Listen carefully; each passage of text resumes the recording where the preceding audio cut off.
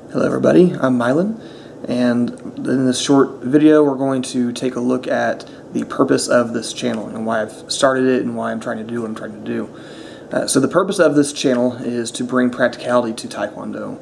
Now Taekwondo as it's currently practiced is a great sport. It has a great many benefits to a lot of people around the world that practice it.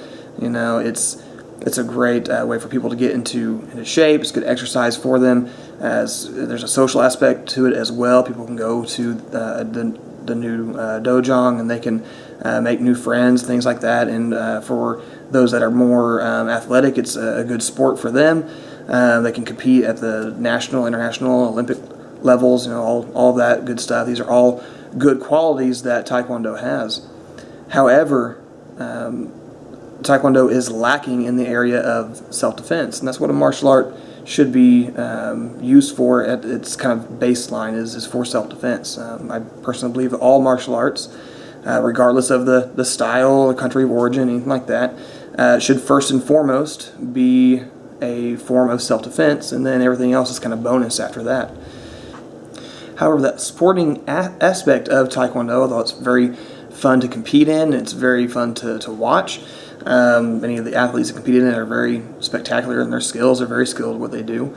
It's not the same as self-defense.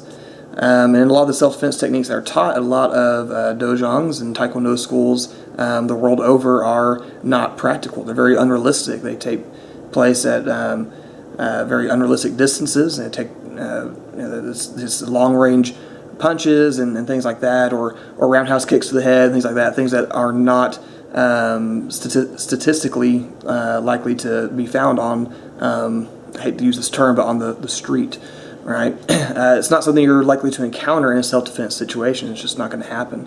At least it's very unlikely to happen. So the way we're going to do this, or the way I'm going to do this, the way I'm going to try and bring some practicality back to Taekwondo or to Taekwondo, is that we're going to look at the movements of the forms and see how those can relate to self-defense. Now this is going to be a lot different from probably what others have posted on YouTube and on websites in the past, because we're going to look at these self-defense techniques not as punch, block, and kick as they're presented in the forms, as more close range techniques.